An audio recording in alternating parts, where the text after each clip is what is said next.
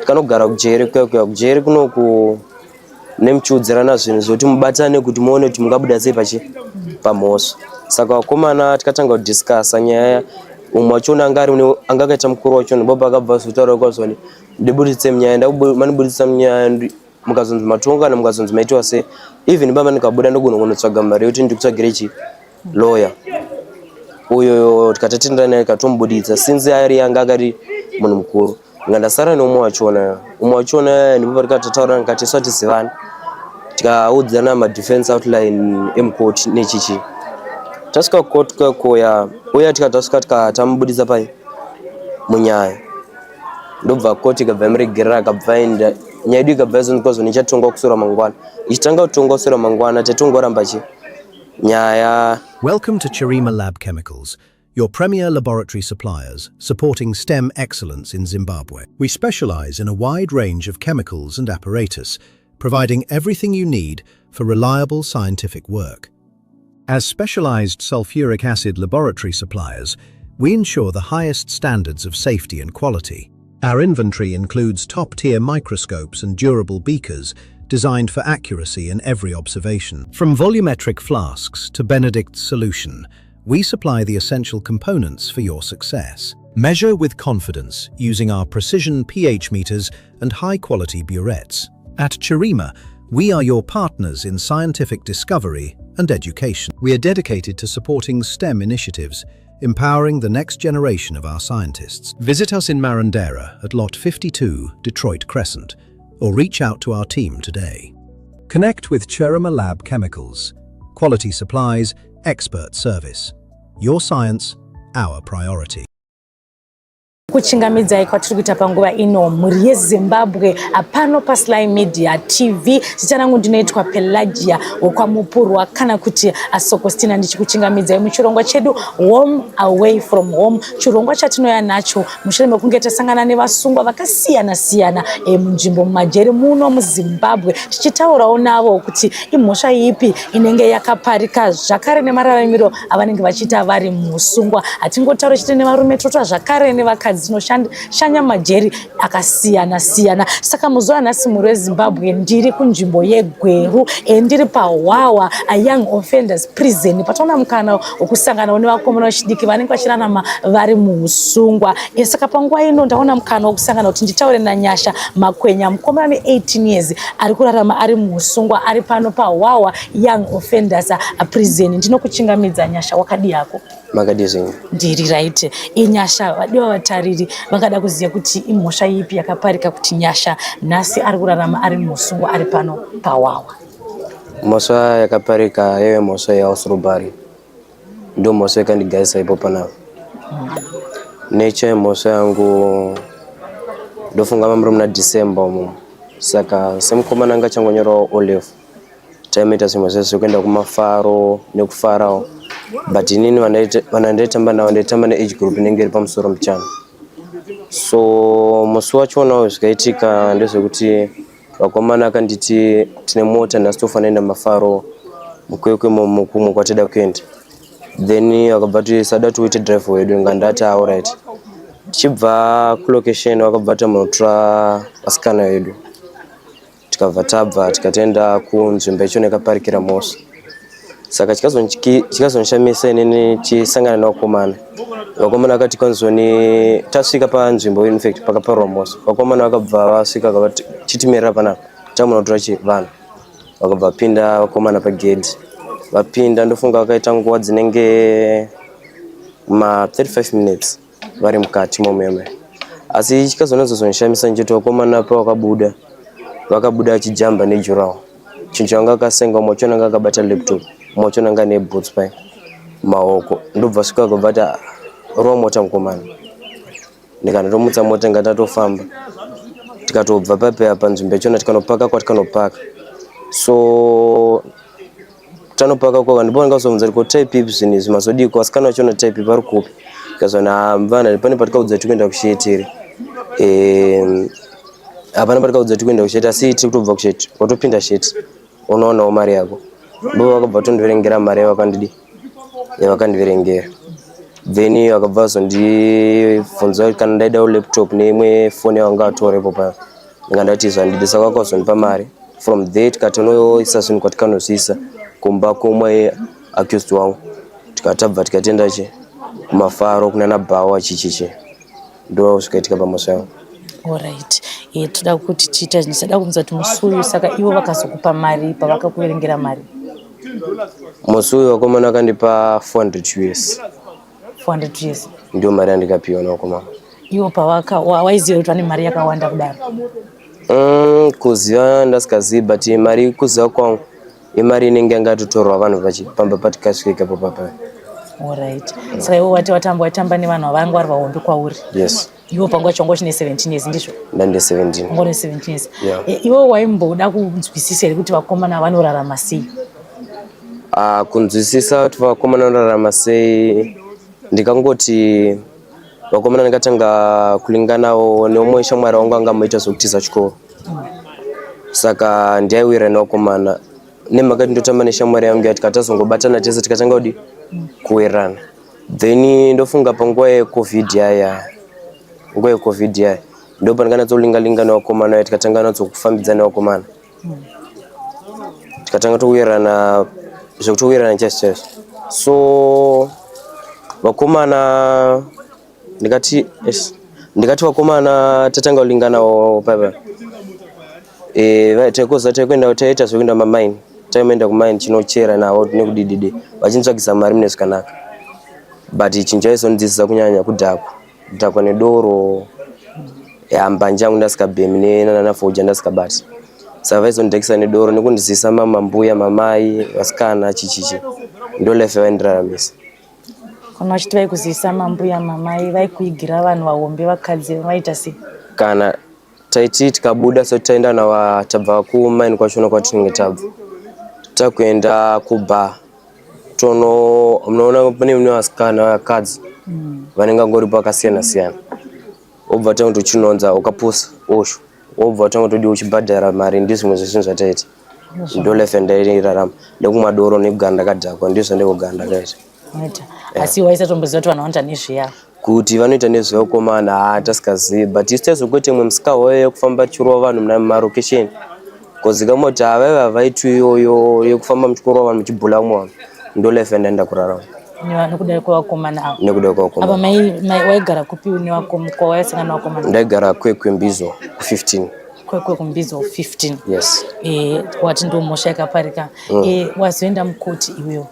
Takuti umbotudza kuti zvakafamba sei muri mukoti uchizopiwa mutongo wako, ende mutongo wacho wakapiwa mutongo wakaita sei? Alright.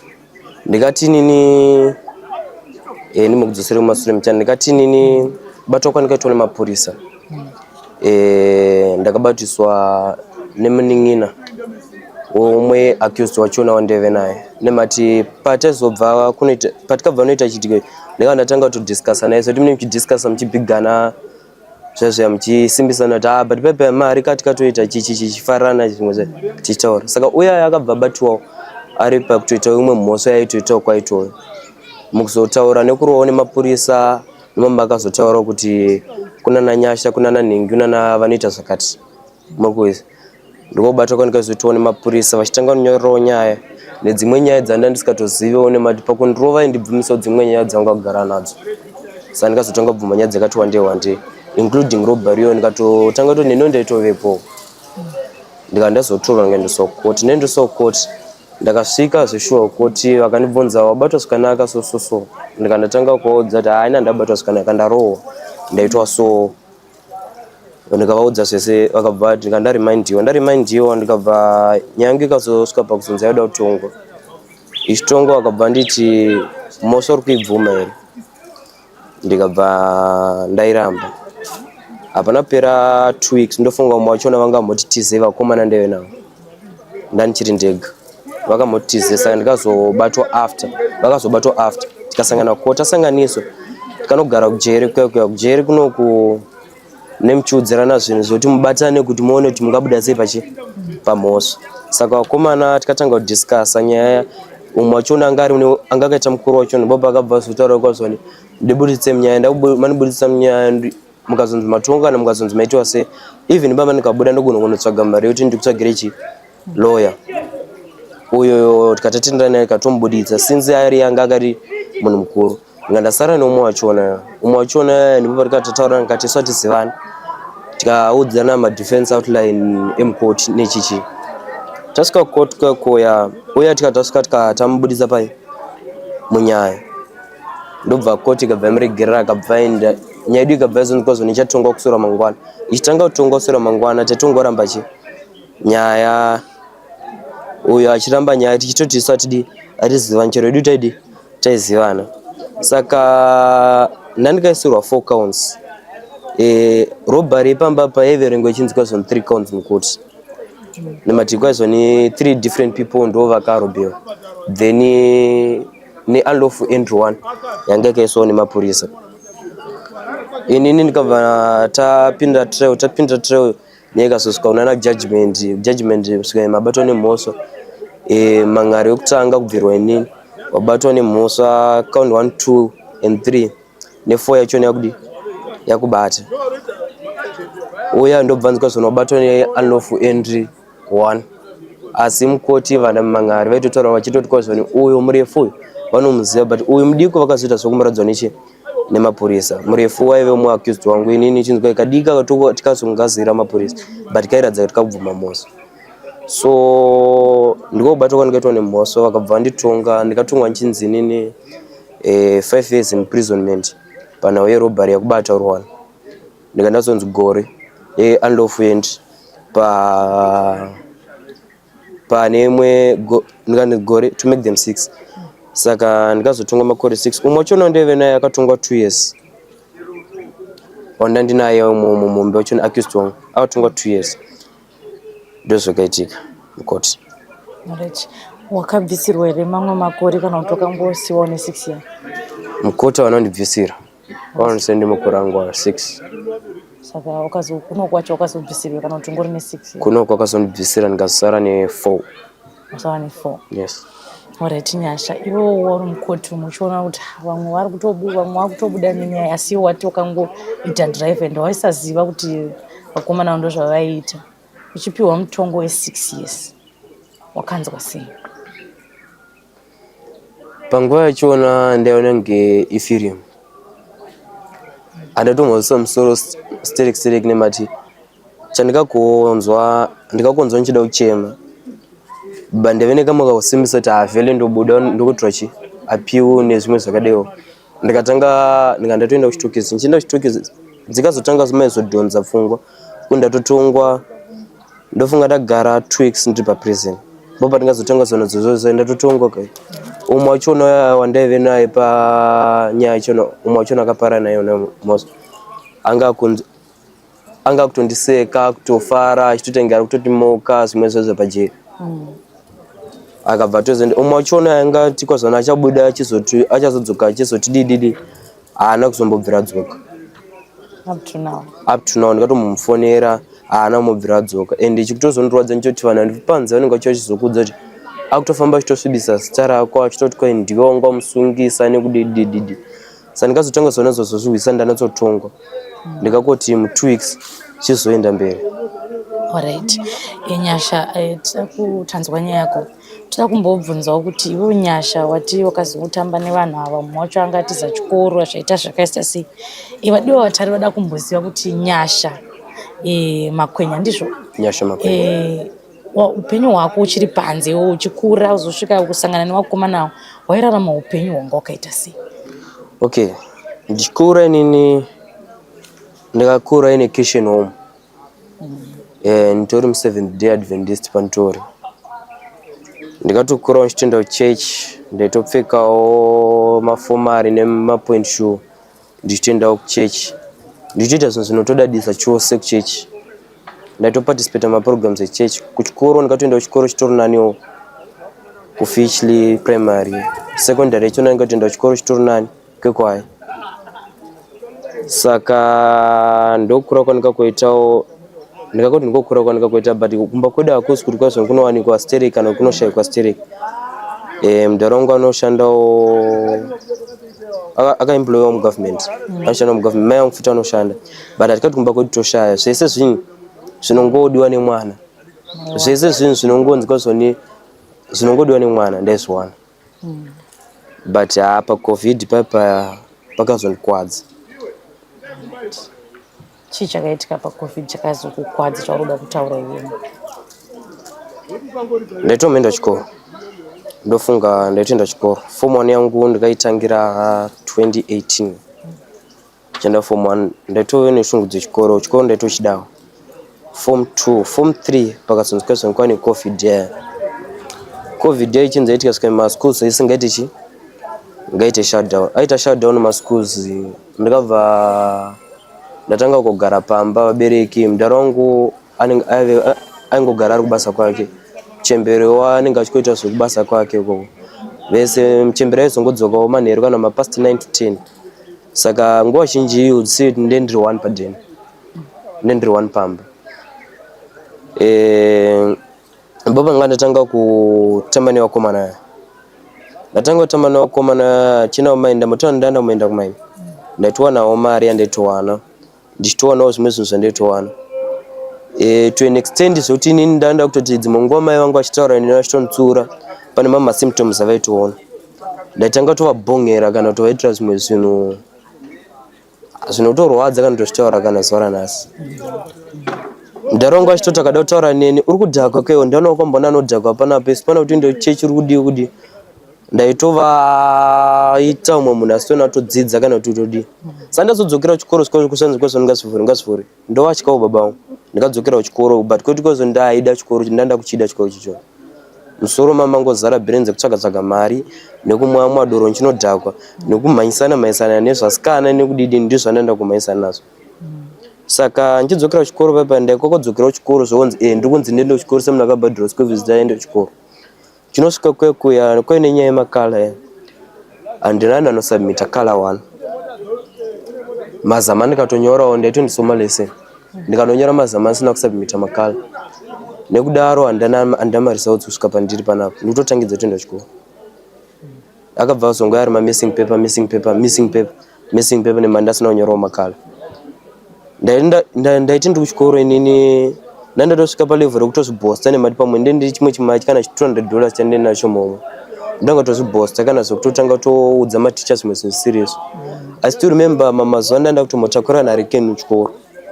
Ndichitopfura maticha ndichitoita zvekutomakana nematicha zvese. Ndozvo zvimwe zvinhu zvandaitoita. Ndakutomobiliza mwe vana. Kuti aiwo vana ava vatotaura zvisingatoiti tichitoita zvimwe zvisikaiti chimwa doro pachikoro. Sochita zvisina basa zvimwe zvinhu zvacho zvotonyasana tochitawo. Saka ndizvo zvimwe zvatata kuita.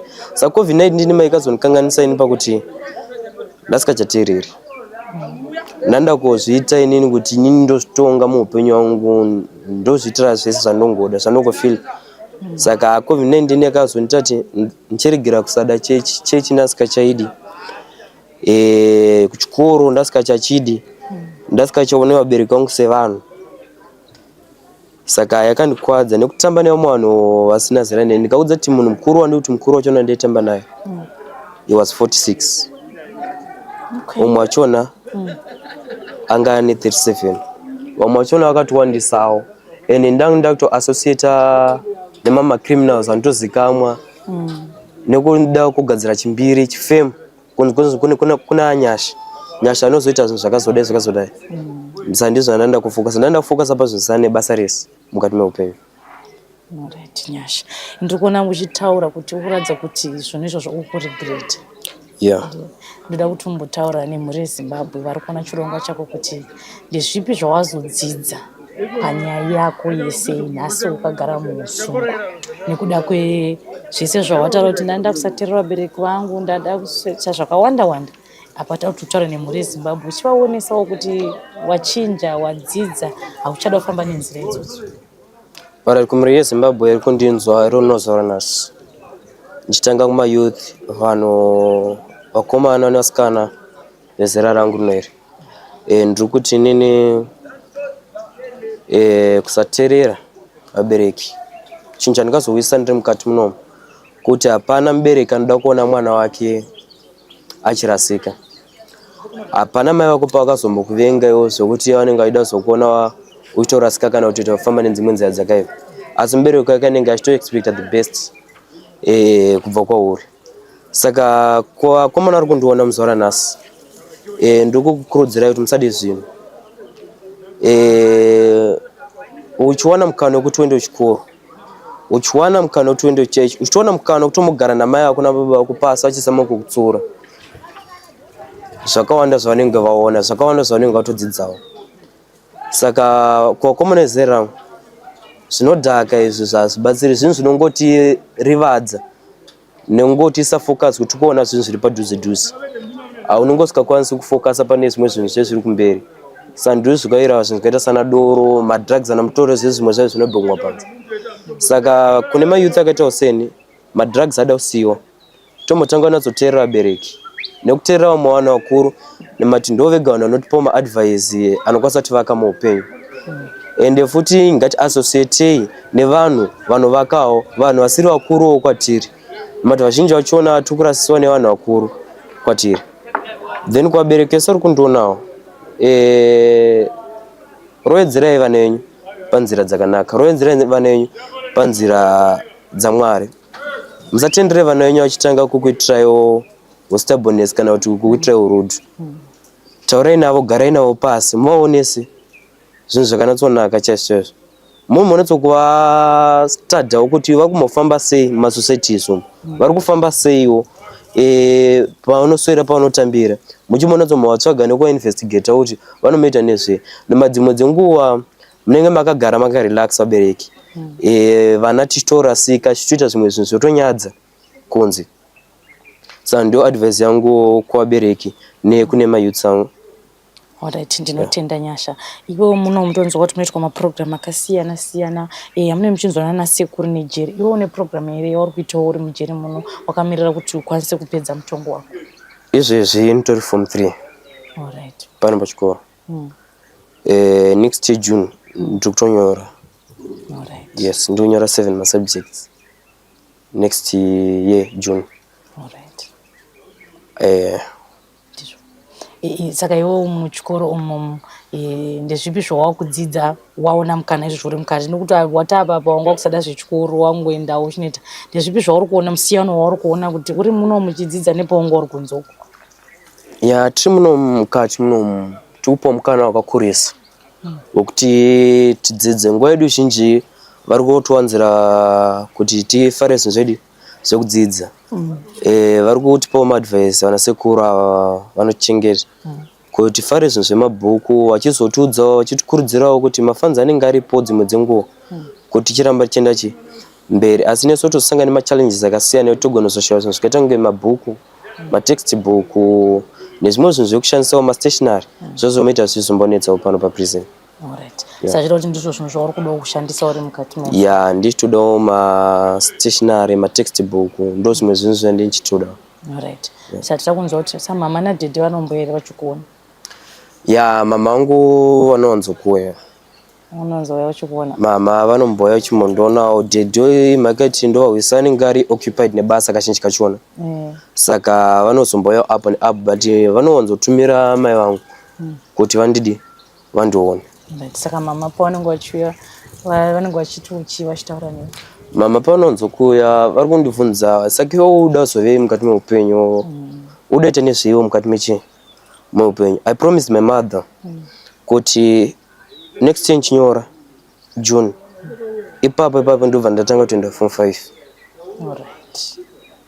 Then form 6.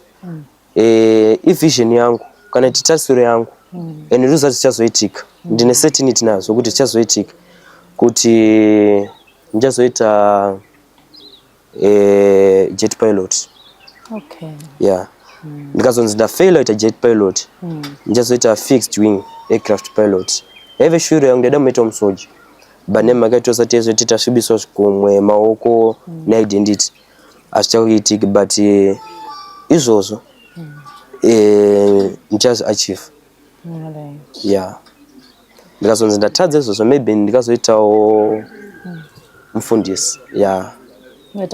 Mufundisi. Ndikazondazotadza izvo zvandoda kuzoita, but iyo ndio priority yangu yandakatanga kuita. Ndikazondatadza ndichaita mufundisi. Ndofunga ndo zvandikumanyawo nazvo muno mukati zvichechi nekudzoredzanawo pashoko raMwari. Alright. Uno vhesi yauda kusirere muri Zimbabwe. Vanongoverenga havo vachitenda vachiti takapiwawo vhesi nanyasha. Yeah. Vhesi ranaro rukuru. Rinobva kuna Hebrews 13.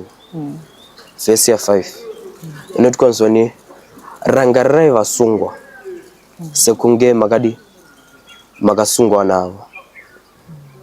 Then imwe yachiona iri kuna Hebrews 13 koko inotaura kuti kwanzoni keep your lives free from the love of money. Saka iyo vhesi ndokoipawo kune mama yutsi ezerangu kuti mari ndiyo yatiuraya, kuda mari nekuda zvinhu ndokwatiuraya. Saka kugara uchikori clean panaudze zvinhu zvinenge zvemari unongo right. Alright, thank you so much Nyasha Makwenya. Yeah. Tinokushuwirawo kuti pamakore awasarwa nawo, wasarwa nemakore mangani? Ndasarwa ne33 months. 33 months. Yes. Tinokushuwirawo kuti unge uchiwanawo mukana wekugara zvakanaka uri munomu. Tinokushuwirawo kuti next year pauchanyora ugopasa ndizvoka. Yeah, maita basa. Right. Muri Zimbabwe ndiye Nyasha Makwenya, mukomana ne18 years watanga tichitaura naye nhasi pawawa young offenders ndofunga manzwa nyaya yake. Iye akangoperekedza vakomana vaenda kunoba asi hana kuziva kuti vakomana vaenda kunoba. Yataura zvakare akati inini ndinoona sekuti ndakazvisiyawo zvichiitika muupenyu hwangu zvandakasangana nazvo nekuti ndakatamba nevanhu vakuru. Vanhu vakuru vari kunzoku muri kuita sei? Muri kukanganisa vana. Iwe une 47 years unotamba nemunhu ane 17 years asi zopiwawo dzidziso yakanaka kubva kuna Nyasha. Akati ngatisiye zvinodhaka. Imiwo wabereki ndakambotaura ndikati iwo mubereki unenge usingazivi kuti mwana wako ari kurarama sei. Ataura akati vabereki ndanzerera kuti mwana wako ari kufamba sei nekuti mwana anenge achitoita musikanzwa. Iwe ungori paWhatsApp, iwe ungori paFacebook, uri paYouTube. Apo dzidziso iri kubva kune mwana mudiki yari kupa kunesu vabereki kuti ngatinanzerere kurarama kuri kuita vana vedu takagara nawo. Saka regai ndikutendei vadiwa vatariri nekuona chirongwa ichochi. Kune vachadawo kubatsira mukomana ataura kuti ndodawo stationery, ndinodawo mabhuku ekushandisa ndiri munomu. Ari kunyora next year achinyora form 4 yake Nyasha Makwenya. Regai ndikutendei nekuona chirongwa ichochi. Rambai muchiona chirongwa chedu. Ndiri pano pawawa, ndiri munzvimbo yeGweru ndopana ndichikugirai chirongwa ichochi ndichiti sara yenyu zvakanaka. Until we meet next time, ndine wenyu Pelagia wokwamupurwa kana kuti Sokostina.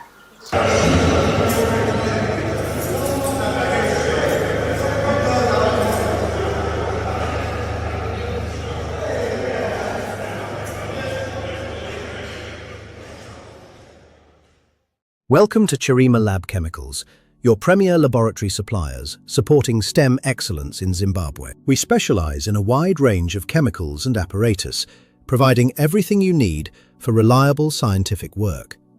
As specialized sulfuric acid laboratory suppliers, we ensure the highest standards of safety and quality.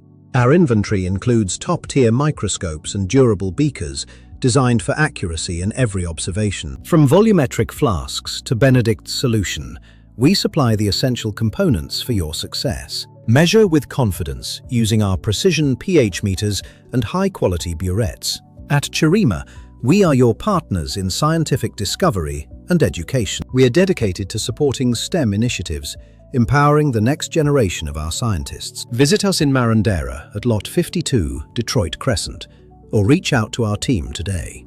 Connect with Chirima Lab Chemicals. Quality supplies, expert service. Your science, our priority.